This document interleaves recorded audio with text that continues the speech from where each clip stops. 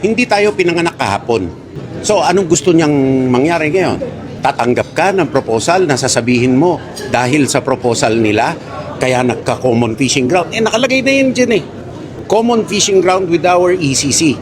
So sino niloko nila? Breaking news mga kabayan, Pilipinas hindi magpapatika sa China. Ayon sa Chinese ambassador, magtatalaga daw ang China ng common fishing ground para sa mga Pilipino sa Baho de Masinloc. Ayon naman kay Department of National Defense Secretary Gibo Teodoro Jr., hindi na kailangan pang sabihin ito ng China dahil ito ay malinaw na nakasaad sa 2016 Arbitral Award ruling. Paglunsad ng China ng submarine long-range ballistic missile mula sa South China Sea patungo sa airspace ng Hilagang Luzon, sa airspace ng Benham at Philippine Rice. Ito ba ay isang pananakot sa mga Pilipino? Hindi bantayon, kundi provocation. Walang rason na mag-exercise sila doon sa lugar na yun. Hindi naman sila South Pacific country. Anong rason nun? Department of National Defense Gibo Teodoro Jr., walang pinipili basta nasa tama at teritoryo ng Pilipinas ang pinag-uusapan. Ang bumangga sa kanya giba, umusok ang kalihim ng depensa ng Pilipinas nang magpahayag o magbigay ng suwestyon ang Chinese ambassador na si Qin Huang ng isang common fishing ground sa Baho de Masinloc. Pagdidiin ni Secretary Teodoro Jr., hindi na kailangan pa ang sinasabi ng Chinese ambassador sapagkat ito ay nakasaad na sa July 2016 Permanent Court of Arbitration ruling. Hindi tayo pinanganak kahapon. Yan ay karapatan under the arbitral award. So bakit siya magsasubmit ng proposal? Nandiyan na yan sa arbitral award eh. So anong gusto niyang mangyari ngayon? Tatanggap ka ng proposal na sasabihin mo dahil sa proposal nila kaya nagka-common fishing ground. Nakalagay na yun dyan eh. Common fishing ground with our ECC. So sino niloko nila? PR ang gawa nun eh. Ngayon, sa kabila naman ito, ang dami nilang kabalbalan na ginagawa, no? Sa mga PR outlets nila, hindi lang ito, pati ibang mga bansa,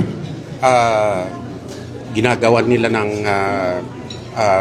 paglabag sa international law. Hindi lang sa atin, sa Japan, sa India, ang dami nilang ginagawa. So, ba't ka maniniwala? China, tinatakot ang mga Pilipino. Naglunsad ang People's Liberation Army Navy nuclear submarine ng SLBM o Submarine Long Range Ballistic Missile mula sa South China Sea patungo sa airspace ng Hilagang Luzon, sa airspace ng Benham o Philippine Rice hanggang sa dagat Pasipiko. Kita niyo mga kabayan, iba ang sinasabi ng China sa kanilang ginagawa. Ang nasabing missile ay isang GL-2 katulad ng Intermediate Range Ballistic Missile. Ito ay merong dummy warhead. Inilunsad mula sa karagatan ng South China Sea patungo sa isang target sa Western Pacific. Bahagi ito ng live fire exercise ng People's Liberation Army Rocket Force. Layunin ng China na ipakita ang kanilang kakayahan na tamaan ang target kabilang na ang mga aircraft carrier at military base ng Amerikas sa malayo. Ang nakapagtataka, pwede namang sa ibang area ito ilunsad, bakit pa kailangang padaanin ito sa airspace at mga nasasakupan ng Pilipinas? Kaya tuloy mapapaisip tayo kung ito ba ay pananakot ng China sa ating mga Pilipino na humahadlang sa kanilang mga maitim na balak. Agad namang nagpahayag si Department of National Defense Secretary Gibo Teodoro Jr. ng protesta sa ginawa ng China. Hindi bantayon, kundi provocation. Walang rason na mag-exercise sila doon sa lugar na yun. Hindi naman sila South Pacific country. Anong rason nun? Ngayon, kung sasabihin nila nagte-testing sila doon sa area, minamaliit nila yung karapatan at katahimikan ng mga bansa doon. So, this is a pattern, sa tingin ko, ng provocation ng China sa magpakita ng muscle. No? At it is a demonstration of force na hindi kinakailangan. No?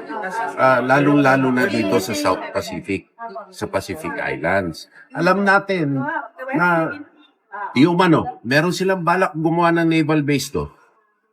So, ito, hindi lang nakakabahala sa Australia at sa New Zealand kung sino ang ating mga like-minded partners, kundi sa buong region.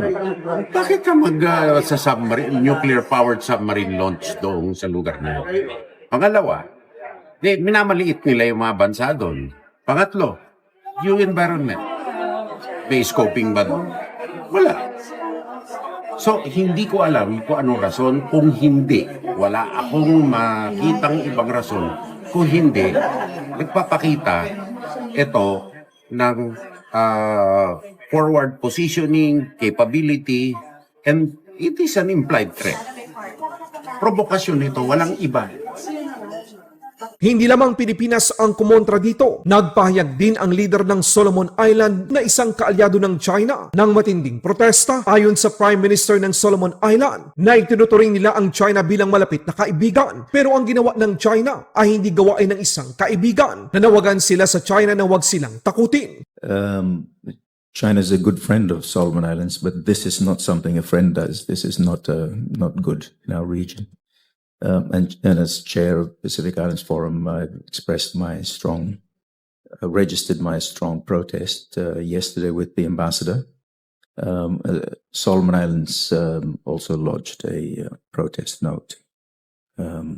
But we don't want to see any more countries, China, America, anybody. We don't want anybody testing the ICBMs in the Pacific Islands region.